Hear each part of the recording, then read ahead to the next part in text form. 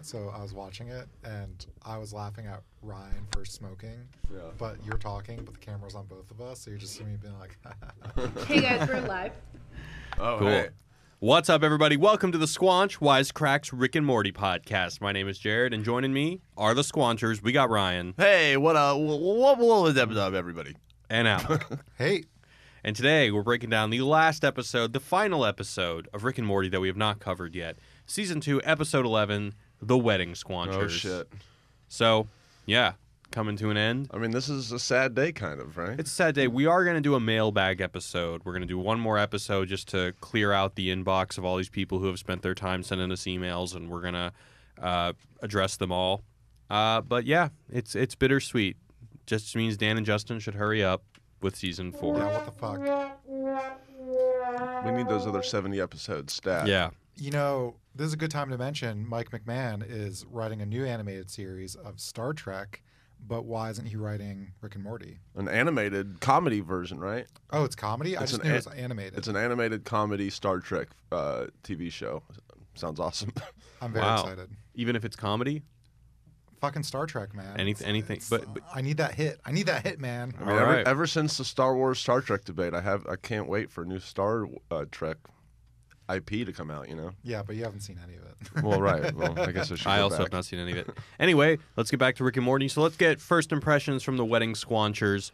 What was it like the first time you watched it? What was it like revisiting it? Ryan. Man, I really, I kind of forget about this episode a lot, and I'm really glad we revisited it because I love this episode. I forget about it. It kind of, I think one of the reasons it's less memorable is because it does have a very big cliffhanger. It doesn't feel like a full episode, you know. And then we had to wait literally a year and a fucking half, thanks Mr. Poopy Butthole, to see the next part of it. So I think that's why this one kind of gets lost in the fold. But man, it's so funny. The character development is awesome for everybody, and it really moves the whole Smith family along. And yeah, and then it's got that gut punch of an ending, where Rick sacrifices himself seemingly for the first time and does the first non-selfish thing in his life. Yeah, allegedly. Yeah. Anyway, I love it. A+. All right, what about you, Alec? I'm gonna maybe like a B+. I like the episode for all the same reasons. Character development, I think narratively it's important, and I appreciate it for all that stuff. It's not like the most funny episode to me, though. I laughed. I mean, I laughed a couple of times. Also, the Bird end, Person, dude. You didn't laugh at any Bird Person? You didn't... This is by the way, we should say off the bat that this is the episode that our fucking podcast gets basically its name from, right? I mean, Squanchy's in that party. But this episode. is his most featured role. I mean, it's on Planet Squanch. It's on fucking his Squanch most featured Planet. role is where he's squanching in the garage with a noose around his neck. Hey, this is a family show, okay? Don't say stuff like that. I mean, it also gives us that great Mr. Poopy Butthole ending, which is phenomenal. I'm not hating on the episode. Bird Person's good. There's some really great jokes, but there's just some episodes that are funnier. Sure. That's why those get A++s. Yeah. It's an odd episode simply because there are very few episodes that don't have a definitive B plot, and this one only sort of does, but not really. And this one really does follow a narrative trajectory that is, I guess, like less happens in this episode than in a normal episode where things are just moving at such breakneck speed. I learn so much whenever I do the recaps. This is one of the shortest recaps I've done for any episode. And you learn a lot when you try and realize, like, how can I tell the story being as efficient as possible while still maintaining enough information to be able to have it make sense. And yeah, so not a lot happens in this episode. I agree with Ryan that I think that it's a great ending for Rick. Not a real ending. I'm actually curious. Do you guys know, I guess with the Mr. Poopy Butthole thing at the ending, they're already greenlit for Season 3 by the time this finale happened, right? I also think the new season came out. He's like, come back in like a year and a half. And didn't the new season come out a year and a half almost on the day? Yeah.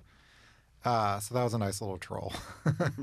But do you guys think that, I mean, I guess if they were already greenlit for Season 3, why did it take so long? Because it takes a long time to make a fucking animated cartoon, dude. And Dan Harmon is a crazy perfectionist too. Sure. Yeah. Because I was thinking that this works as almost a great pseudo ending Like, when I watched this episode, I had forgotten about the Mr. Poopy Butthole thing at the end, and then after the credits, I saw it. But I feel like this would have been... If they did say that, all right, we don't know if we're going to get renewed for Season 3, so let's come up with an ending for Rick that could function on its own, I think that they did a really good job. Maybe they wrote it and were animating it, and then in the middle they got greenlit, then they did the Mr. Poopy Butthole ending. It almost feels like... I won't be too specific with spoilers, but the end of Season 4 Breaking Bad, which I still think is the best ending of the show. Yeah. Wait, I've seen Breaking Bad. The close-up on the plant right. in the pool yard. So they didn't know if they were going to get greenlit for another season, and so they wrote it so that this could function as an ending for the show. I still think it's the best ending. Not that Season 5 isn't great. I mean, it's one of the best moments of the show were in Season 5, but I think that this functions similarly. Yeah. If we had just left the show knowing that Rick has some sort of redemption, that he actually does get vulnerable and does, as he says in the episode, open himself up and sacrifice himself for his family, it would be a fulfilling end to the character and to the series if it had to end. But anyway, let's go into a recap. A regular Smith family breakfast is interrupted by a membrane-shaped alien courier that invites them to Bird Person and Tammy's wedding on planet Squanch. Rick doesn't want to go, but when he accidentally ships Jerry to the wedding, the whole family reluctantly follows him. Initially cold and distant, Rick eventually warms up to the idea of the wedding and gives Bird Person a heartfelt toast. Just then, Tammy whips out a gun and reveals she's a narc for the Federation sent to capture Rick, Bird Person, and their cohorts. She kills Bird Person, and the Federation swoops in, causing the Smiths to make a narrow escape. Rick informs the family that they won't be able to return to Earth, so they find a new planet to inhabit. Rick overhears the Smiths considering to turn him into the government so they can return home. After reflecting on how much he's hurt the family, Rick decides to turn himself in, while the Smiths return to their now Federation-controlled Earth. End of episode. All right, guys, before we move on, I want to give a shout-out to our sponsor over at Greats. So Greats is Brooklyn's first sneaker company. I am actually, if you guys are watching on the live stream, I'm actually wearing Greats shoes right now. And they've been great. They've been very comfortable. I've gone on vacation to them. I wear them like every day to work. I've walked on beaches to them. They're very versatile, and I haven't had any problems. They offer men and women's styles. They sell classic styles made the best for less. Bestsellers include all leather Royale lace-up and Wooster slip-ons. You can save 15% off your first purchase with our code SQUANCH. The ones I've got are called the BAB V2s, so I don't even know if you guys can see. I can't lift my leg. I'm not much of a gymnast here. So, I mean, come on, guys. I write most of the day. I can't move. You're a stiff old man. I'm a stiff old man, exactly. So, if you guys are looking for a recommendation, I recommend the BAB V2. Ryan, you got some Rosens. How those been treating you? Oh, man. When I go out, I feel like I look good for the first time in my life. So, all right. He's not getting mistaken for being homeless anymore. So, guys, check out Greats. It's working out. Go to greats.com. Save 15% off your first purchase with the code SQUANCH. And back to the show. So, guys, I think the most unique thing about this episode is Rick's flirtation with Karen and how they really do set up a great arc for him. And it's one thing I didn't really remember is I remembered him turning himself in at the end. I remembered him giving Bird Person that toast where that seems totally out of character, in which he says, "Bird Person is my best friend, and if he loves Tammy, well, then I love Tammy too. To friendship, to love, and to my greatest adventure yet, opening myself up to others." Now, of course, this is hilarious because directly after this, Tammy reveals that she's a narc and has been dating Bird Person for a long time and deciding to marry him. A teenage narc, by the way. A teenage narc. Undercover agent. Right. But the thing that I didn't remember is that initially Rick doesn't want to go to the wedding. He casts doubt on the label of best friend to describe Bird Person. He calls weddings just funerals with cake. He's totally unenthused and grumpy at the wedding, but eventually he comes around. And but he's still like, listen, I don't believe in marriage, but I guess if Bird Person's happy. He still is a bit grumpy before that. Like, I think he leads up to it saying something like, look, I'm smart, I'm not kind. Kindness is just a thing that dumb people do to hedge their bets, but I'm going to be kind anyway. Even with that level of self-awareness, the fact that he's then going to say something kind, I think makes it extra special. Did you notice what was written on his speech paper? Yeah, it was whatever he said and then hesitate trails off. Yeah, trails off. Crumples up paper. Yeah. Improv. I was at a wedding where someone did that. How do you know? Did they actually announce it? No, well, so this was my old roommate who was like, "Hey, Alec, check out my speech I'm going to give." And it was a piece of paper that said trails off, crumples up paper. And that's exactly what he did. Was it a reference to Rick and Morty? Yeah. Oh, okay. I mean, it doesn't seem like the most original joke, but Oh, yeah. Who would have known that besides him, though? Well, it was a Rick and Morty crowd there. yeah. Okay. So the only real B plot that functions here, or what you might call a B plot, is jokes about Jerry being jobless and him being tactless, and Beth wanting to connect with Rick, or her being passive aggressive about how Rick spent her childhood as a revolutionary with Bird Person instead of being with the family. Some of the Jerry jokes in this one are some of my favorite. I love that as Rick is doing this beautiful thing of turning himself in for the family. He's like, "My name is Jerry Smith, and I love licking big, sweaty balls." Oh, dude, that part. And then, and then the operator is like, "Okay." That is like my favorite line in the movie. It's just that guy's performance of going, "Okay." My favorite joke is kind of a very wisecracky joke, but it's when Tammy reveals herself to be the narc, she says verbatim something like, "Oh my God, I'm like a teenager who's about to marry Bird Person." It's like, "Oh my God." And then another very funny part is Summer goes, "Yeah, go Tammy." and then she says, "But I'm not. I'm actually an undercover agent for the Federation. And, everyone, this place is surrounded." And then Beth says, "I don't get the metaphor." And then Jerry's like, "I'll explain it to you later." Because I would love to have seen what Jerry would have said. But I just love it how he has to be the guy who always gets it, even if he's completely full of shit, because he's so emasculated at every corner, he has to at least gesture towards the fact that he's understanding something elevated. One joke that I love for completely inane reasons is, what is it? The trick is to keep 70% of the cereal above the milk, which is absolutely true. How do you do that, though? Well, so you make a big mound, and then you pour a little bit of milk so that you just put less milk in. Well, no, yeah, but also it's how you stack it. Yeah, it's the milk. You don't pour the milk all over the fucking thing. Yeah, because then everything gets soggy. You make soggy. a moat around it. If there's like a hill on top, you can sort of push that over into the milk and get some milk on it. Then eat it, nice, fresh, and crispy. Also, get a job, Jerry. That's not I think that kind of knowledge. There's not a lot of people hiring for that kind of knowledge. Listen. You're just a cereal amateur. It's a life hack, dude. Go fuck yourself. My favorite joke, besides the one about Jerry eating or licking hairy testicles, is when the whole Squanch Smurf.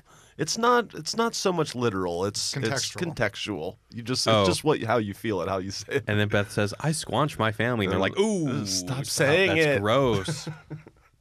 I also felt during watching this episode that I don't think I've ever watched this episode and then immediately watched the first episode of season 3. Mm-hmm. Obviously, there was a 1.5 year gap in between the release of them, but I think that there's something about the beginning of season 3, episode 1, that works really well with this, in that if we take them as like one episode, this episode spends a lot of time focusing on how Jerry's emasculated, how he's completely worthless, how he needs to get a job, and just about how everything in his life sucks. And then when season 3, episode 1 starts, even kind of towards the end of this episode, we see first thing that happens, Jerry gets off the spaceship, a computer scans him, says, "You're sad, here's antidepressants." He immediately feels better. And then he gets scanned again, and they say, "Oh, please go to the employment office to..." And they don't even say to get a job, they say to get a function. Well, no, I took that as when they gave him those antidepressants, he all of a sudden owed them money.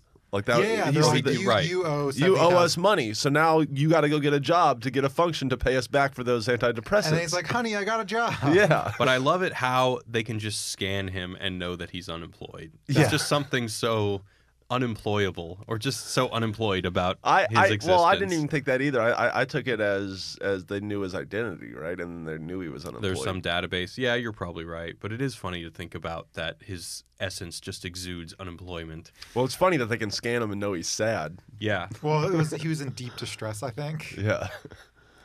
Right. And so anyway, when you go to season 3, episode 1, and you see him with his like 3rd promotion, and he's loving the all-pill diet, you can kind of see how it is more of a reaction to things that are happening in this season finale rather than just a general joke about Jerry.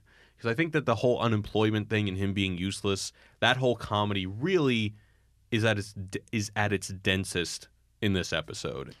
Yeah, and to your point, seeing them a year and a half, you don't connect the sort of pill joke later, in that episode and then next season where this is now his job and he gets paid in pills. Oh, yeah. When season 3, episode 1 started, I completely forgot that pills were even a part of the second season. Yeah, 6 chewable salary. Yeah.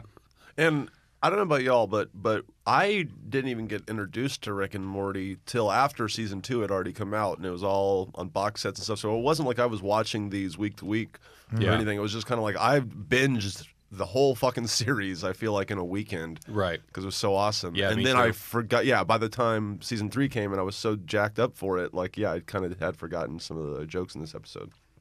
I think we had only been informed of its existence right after season 2 ended. Yeah, how did this whole thing air and we didn't The whole know thing it? I think it was Jacob's nephew was a fan, and See, so I knew about it before. Okay, well, I just know that they watched it together, and I think the first episode that Jacob saw that he told me to watch was the Memory Parasites episode. I got in, I think, 3 or 4 episodes into season, and that same roommate who gave that speech, because we lived together at the time, I was watching. He's like, "Oh, you just found this show? Like, it's so fucking great!" And then it was just a sort of communal activity we did. Huh. Yeah. I don't know who told me. How disappointed are you guys that we didn't see the the robot bird person in season 3? Well, Phoenix person. When does he come? Doesn't he come up at the end of season 3? No, it's season 3, episode 1. He's in the post credits. Oh, right. I mean, I'm willing to wait if something good happens in season 4. Yeah. I'm patient. I hope they don't forget about it entirely. Wait, your question is Are we sad that Phoenix person isn't like He never showed up in season 3. besides the one thing? Yeah, I guess I'm sad about that. I love Phoenix person. Does But Tammy they eat kept me Phoenix occupied. Stick now? What? Does Tammy eat Phoenix Stick now? It's a good question. Maybe. Let's figure that out. Is this the first time that we hear about... I don't think it is. Is it the first time? I know season 3 is all about Beth's relationship to Rick, but is this the first time that we explicitly hear how upset she is that he wasn't present for her childhood, or do we only hear it contextually in previous episodes? I think we hear it. We hear reference that he's left, that she doesn't want to scare him away again. I think it pops up, but it's maybe not as front and center as it is here. I don't know. Do you disagree, Ryan? I remember at the very beginning them saying, alluding to that Rick has just come back, like you were saying. But it definitely, there's that big moment when Rick's in the core of the earth, and then she's having the fight with Jerry and is like, look, I don't want him to leave, you fucking dumbass, and that's kind of, I think, when it really gets hit home that she will do anything to keep her dad around, and that was really traumatic for her. Yeah. And we never get any indication of what exactly Bird Person and Rick and presumably Squanchy were doing during that time. They were fighting the government. Just in the name of freedom. Because Rick just says they thought that they had the right to rule the government or rule the galaxy. I disagreed. They have committed horrible atrocities in the name of freedom, Jared. Yeah. Yeah. But we never hear anything more. You can just kind of, make it up in your head. But yeah, it sounds awful. Well, I mean, there's the lines like, they're bureaucrats, Morty. What's he say? They're bureaucrats, Morty. They're not people. Right. Yeah.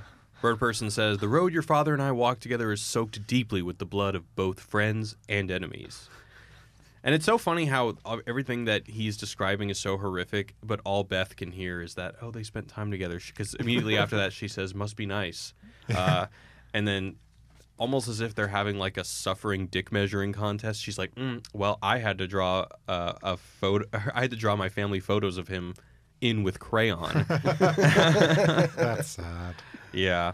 But so we also know that Bird Person, Rick, and Squanchy were in a band. Do you think the band led to the revolutionary activity, or do you think the revolutionary activity, they were like retired from terrorism and then went and made a band? They're probably like all in the cadet academy together or something.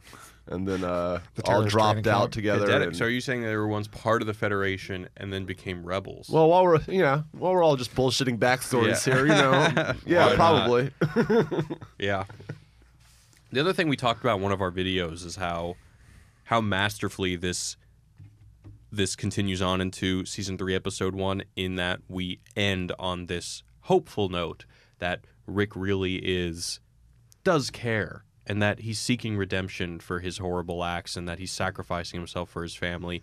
And then I just love how in season 3, episode 1, it's like, nope, it's all just an elaborate plan in his head to dismantle the government, and there wasn't really much of a selfless act in there. Oh, yeah. Okay. See, that's the thing that I kind of forget going into season 3 is that there's the whole, like, the 40 chess he meant to get into fucking the prison. So that really carries to the wedding, like, when he gets arrested, or when he chooses to get arrested at the end. He ends up in the prison, which he knows he can escape from, to steal some Galactic Federation shit to crash the currency and topple the government. Well, right, but so when he makes that decision to go to the jail in the core of the Earth, of the small planet, really he's concurrently saying, okay, I'm going to go there to bring down the Federation so I don't have to deal with this shit anymore. Yeah, and I think that's kind of clued in Interesting. In the beginning where he's in the mind interrogation thing. He's clearly aware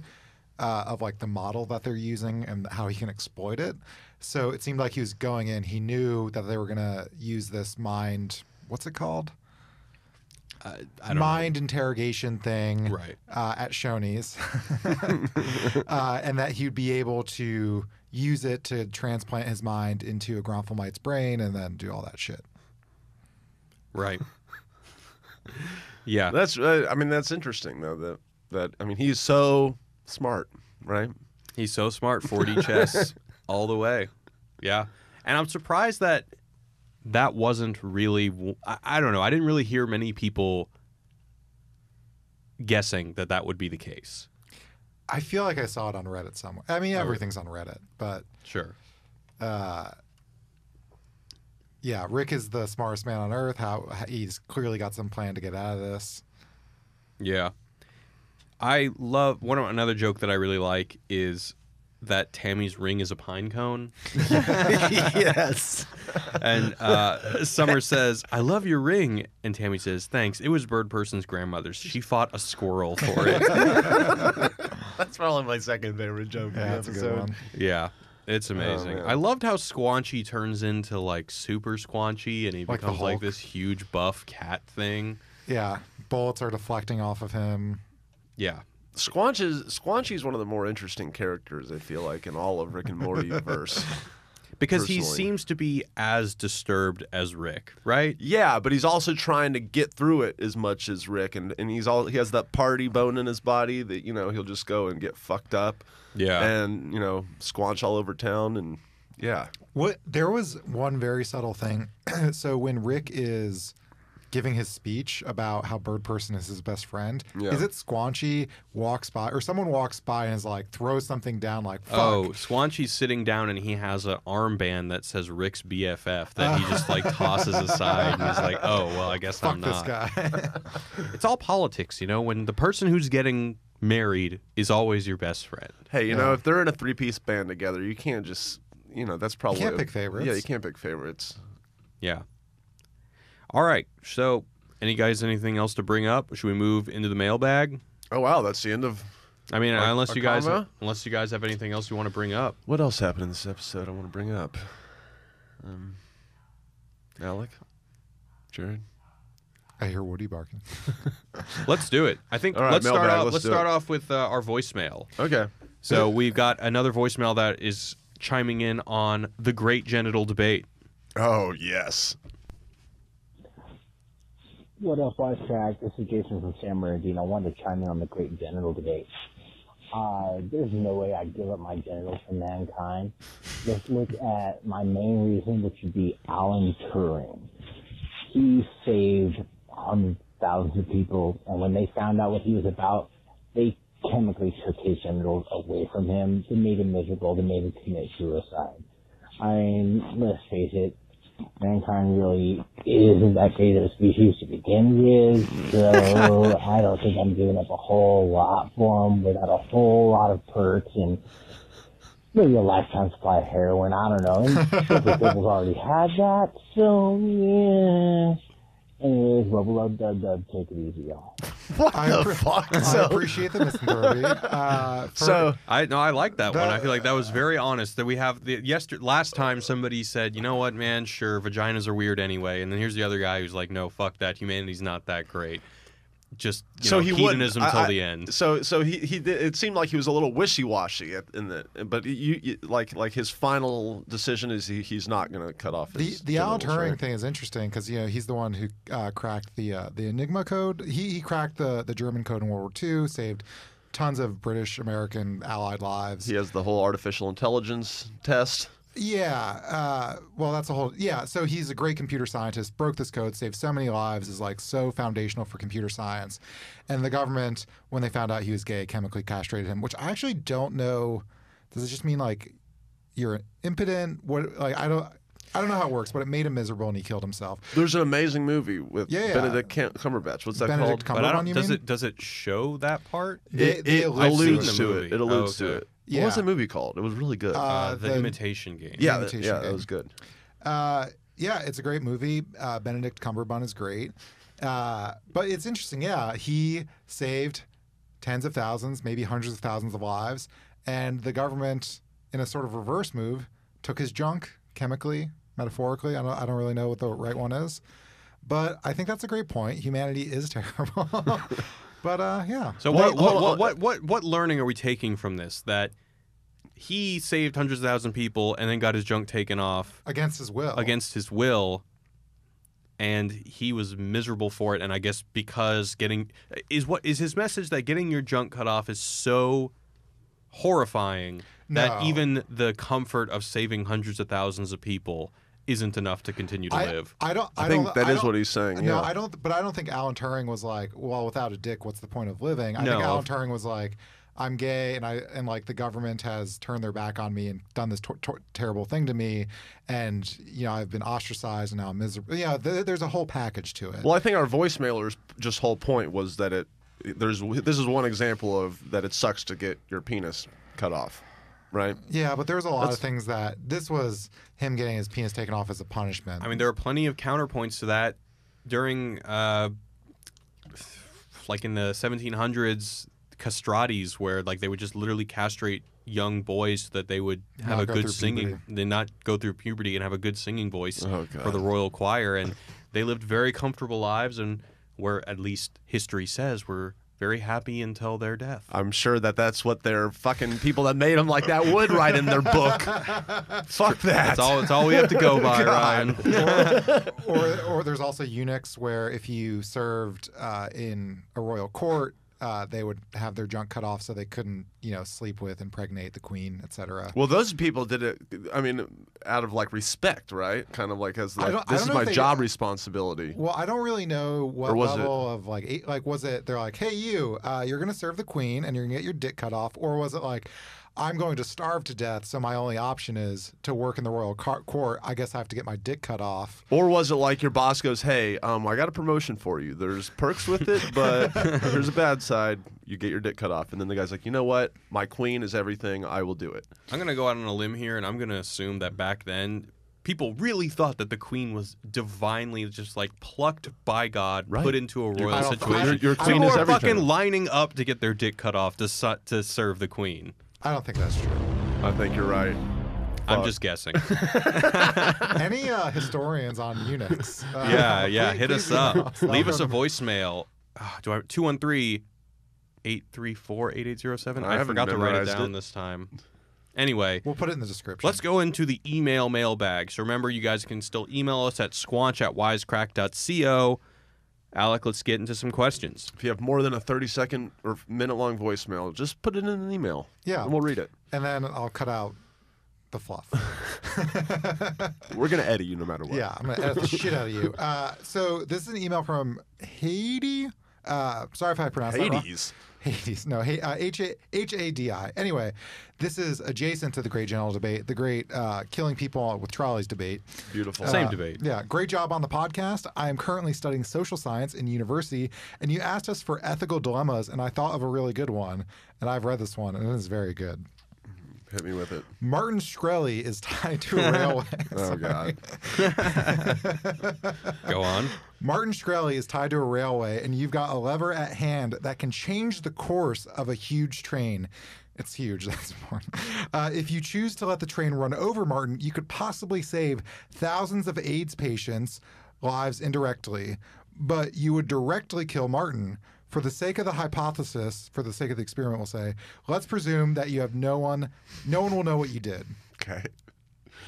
What's going to happen to the Wu-Tang Clan album? That's what I want to know. I was literally wondering about that the other day. Well, that's owned by the United States government now, Oh, it is? Oh, really? Yeah, because he went to prison recently, and he owes all this money, and yeah. Oh, okay. I hope they So put it's it in the just sitting in a Library of filing Congress. cabinet It's somewhere? somewhere in the Smithsonian, in some file cabinet, probably. Wow. That's going to be a great history question in 20 years. Okay, so... But my answer is absolutely not. I mean, because it I shouldn't hope it's matter who it is. Yes, it should, kind of. Well, what's interesting about this Is there question... anybody you would? So you're saying that you would not kill Martin Shkreli? Is there anyone on those train tracks that you would kill to save? No, I'm not saying that. We're dealing with two different dilemmas right now. Basically, there's the would you go back in time and kill Hitler dilemma? Yeah. Most people would. I don't think Martin Shkreli is Hitler. So True. that's kind of what. I think we That's can all one point. Jacking up prices on AIDS patients is shitty, but I mean that's not Hitler shit. You're not putting people in others. There's grades of shitty. Yeah, exactly. So then Hitler's right at the top. the other problem is do I pull a lever to actually kill one person when it would save, lots of people. And we went over this earlier, and we all had, I feel like my answer at the end of the day was... No. Wasn't it? Well, you can say whatever you want Well, now. right. God, I know I said I wouldn't throw the fat guy in front of the train to save, a bunch of people. But, yeah, it still is one of those math equations, actively kill one. It's hard. I mean... I like this framing because it's a little vague in that I think it's that there's a rail car that has nobody on it. So traditionally, there's 10 people on the rail and the other one has Martin Shkreli. But in this case, I think what Hades saying is that no one's on it, or you're essentially assassinating Martin Shkreli. Oh, that's to right. save these AIDS patients out in the world. But if you think about it... But it would kill the people on the train, right? No. It's basically just, would you There's kill... an empty train. Would you kill Martin Shkreli to save a bunch of AIDS Oh, patients? okay, no. Yeah, but also another way to spin the same exact question is maybe the AIDS patients are also on the track, which is theoretically, well, in some ways, the same question. No, Now, it is different because they're getting killed by a train and not by... right. So my argument Whatever. would be I also hate Martin Shkreli and I think he's human garbage. However, I don't think I would do it either, even though I think he's a monster and whatever. The point is, I would not put it on him either because there's so many levels of causation that is him killing the AIDS patients indirectly, that a lot of just things are really complicated, a lot of shit can happen in between. We don't even know that killing him would save these people. Right. Maybe he'll have the job and then his apprentice will come take his job and raise the price of medication twice as much. So I think my sort of uncertainty in the world would make me not kill him. Also, I just don't want to kill people. And as much as I hate Martin Shkreli, I do find him very fascinating as well. Have you ever seen his live stream? No, but I've seen him threatening people in videos with masked. He was starting shit with somebody. Do you No, remember? it was rappers and Yeah, stuff. he would was start getting shit in with rap rapper. beefs. Yeah, he'd be like, I'm so hardcore. And to be honest, he kind of is embezzling all that money. It's pretty hardcore. He's more hardcore than Rick Ross. He's in I mean, jail he- right now. He's not hardcore at all. Being in jail is if pretty he had hardcore. gotten What are you talking about? When he gets out of jail, he's going to have the perfect rep to create a rap album. That's what all these. I mean, That's what this is all about. that's what it is to be a rapper. You got to get in jail, so then you have this epic mythos. You think this was a behind you. plan? No, I hope so. I'm mostly joking. I hope when he gets out, though, he says it was his plan. Yeah, that would help. I'm just saying that it makes your rap a lot harder after you've been to the of course. penitentiary. I mean, shit. Yeah. I bet he beat the shit out of somebody on the first day, right? Just so no one He's a fucks pretty with him. short guy. I don't know. What do you think? I would think he's probably having a rough time. Yeah, I don't that's know. what I'm saying. I bet it fucking sucks for him, and after he's not going to want to do anything. What Unless do you think he his has prison rep so is? much money. I mean, I do know that money still buys comfort in prison. Oh yeah, I've heard those that. fucking So if he's still... canteens are expensive. Yeah. I hear. No, you could bribe people, is what I'm saying. Yeah. You get some And you get depending on how many protection. assets he still has, he maybe is living relatively comfortably, just paying people off. I mean, I don't know how long the money's going to last him if he even has any money. He has nothing. Because he Yeah, but you never know. He got jacked. He might have a rat hole or offshore money that they haven't gotten to. Yeah, maybe. Or who knows? Anyway, let's go on to the next question. All right. This is just an email from B. Goins. Hey, guys. Oh, so sorry, Brad. Hey, guys. Brad here. How have you not heard of the song It Feels Good by Tony, pronounced Tony. I guess reading that, I shouldn't have read that. Unless you didn't listen to R&B hip-hop in the 90s. And the answer is I didn't because I was very young. I didn't. I listened to mostly alternative in the 90s. You're so cool, Jared. What about you, Ryan? What were you listening to? And I'm totally ignorant when it comes to music. I've admitted that. I mean, we got a lot of people. We got a lot of shit for not knowing Tony. I think that seems reasonable to not know Tony. Give me a break. I don't know. I mean, we all have blind spots somewhere. Yeah, I mean, I was was knee deep in Blink 182 at that point. Oh, God. What, you weren't? No, I liked a couple of their songs. Yeah. That's what I thought. Well, you said early 90s. You said late 90s or It He just said says in the 90s. 90s. in the 90s? All right. Well, All right, what's next? All right. Eric emailed us. I've been listening to the audio of every podcast for all 3 seasons of Rick and Morty multiple times. It actually helped me get through my depression, which I thank you for. whoa. Oh, you're welcome. Nice, Super dude. fucking awesome. Well, I hate to break it to you that we're on hiatus after this next episode. I but hope this is you. what If you need some help, Jesus. let us know. Burst his bubble. Oh God. I finally preparing watched, him for reality, Ryan. I finally watched my first podcast on YouTube, and I could not believe, and I don't get this reference. I could not believe that Wesley from The Princess Bride was the fucking host. All this time. Oh, he that's was- you. You do kind of. I can see it. But he's blonde. Is it? Right? Is he? It's not. Talking to the gingery? guy in all black, right? Yeah. Okay. I can see it. You should wear like a Zorro outfit next time and look like that guy. Okay. I mean, Halloween's what, tomorrow? Oh yeah. Eric continues. All the time he was a Rick and Morty fan? ? Can't wait to listen to you all in season 4. As you wish, Jared. Which is a quote from The Princess Bride. Very cool, Eric. Well, I mean, on a serious note, I'm very glad that we were able to help you. And yeah, that really means a lot to us. So thank you for writing in. Last email is from Chris. Hey guys, absolutely love the show. I wanted to comment on your discussion of the reasoning for Rick to kill the creature before attempting suicide. This is in the Unity episode. That was the voicemail we got.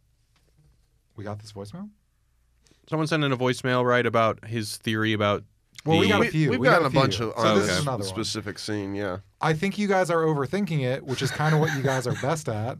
True. Okay. I saw it as him testing his suicide machine before using it. The creature was the lab rat to make sure he doesn't botch his suicide. Can't it be as simple as that? Thanks, guys. Chris from Singapore. That's how I read it. I mean, but having said that, we're always going to consider other people's opinions. But, I mean, that's how I read it. Yeah. I think I don't remember the gentleman's name who wrote in his alternate theory. But, yeah, I mean, that's how I read it. That's how I continue to read it. But, hey, the fuck do I know? Yeah. What the fuck do we all know? I got some live chat. Let's go for it. Live stream comments that were pretty good. Let's see I hope here. that guy who thinks I look like a pizza guy is in there. What was it? Yeah, we asked people to email us and let us know what you think Alec looks like, which, by the way, if you're watching the live stream, he's actually here in Los Angeles right now. And the best one we got was somebody saying that he looks like a pizza delivery guy who's secretly smarter than the people who he's delivering pizza to While working on his college degree. while working on his college degree. All right. Have you ever delivered a pizza? You ever been a pizza delivery guy? No, but I worked in a restaurant through college. So in some sense, I was a person working in a restaurant getting a Smarter college than degree. everyone. I wouldn't say I was smarter than everyone. We'll but say it for you. It's No. okay. Depends. What was the restaurant? It was a Mexican restaurant. Okay. I also worked in a French restaurant. I worked in a few different restaurants. So, Logic Boom 007, a couple minutes ago when we were talking about Scarelli, says, if it was me, if he was in this problem, if it was me, I'd be like, yo, Scarelli, the price on track changes just went up 10,000%. Oh, so you got a few million on you? See, there's a nice one, dude. Yeah, nice, dude. There's a sort of justice to that. It's very Dante's Inferno. Well, Brian Brian DeGame says, you have no idea what you're fucking talking about because Scarelli literally invented drugs for rare diseases and saved lives, so joke's on you. That's just what he says. That was sarcastic, I think. I don't think it was. But what if Shkreli only has the money to bribe you to take him off the train from him raising the prices? Well, no, that's like some Robin Hood shit. I would have to donate the money or keep it for myself. I would donate the money. Look at me. I'm so cool and generous. Right. All right. Well, Yes, sir, says that Rick Joker t-shirt is so squanchy. Thanks, yes, sir. Yeah, you're Squanch AF. Yeah, Squanch AF. Wab Saw says, wow, 3 grown-ass men start broadcasting about a cartoon. Some people need a job. Joke's on you. This is our job. Yeah. All right, and a couple more. Nevin says, good day and wubba lubba dub dub from Australia. Pretty cool. Day. Good day. Is he in Bendigo? Bendigo. JT says, Ryan just likes this show because it never poked fun at the South. What the fuck does that mean, JT? I like shows that poke fun at the South. Anyway, I just thought that was a weird comment I'd read. All right, well, we're going to go and wrap it up for today. So, guys, we're going to do one more episode of The Squanch next. I don't know when we're doing it, but we're doing a complete mailbag episode, and then we will be signing off until season 4. So it's been awesome, and we'll see you guys next time. Wubba lubba dub dub. Where can we find you on the internet, Alec? Oh, yeah. You can find me on Twitter at Wisecrack Alec. Where can we find you, Jared? Where can we find on your dog the YouTube pictures? channel, Instagram at Father of Woody. Only dog photos, because that's really the peak of the internet. The internet should have just stopped. It's the peak of life. Yeah. I mean, what else is there? Yeah. Check out my I release comedy shorts every week on Ryan's Shorts on YouTube and Facebook. Releasing a new Weird Al esque parody, fast food remix to Ignition. Weird Al, if you're listening, put me on your next food album, please. I'm looking forward to it. Someone needs to take over your mantle. And with that being said, goodbye from Hollywood, California, and wubba lubba dub dub. Squanch you later. Bye.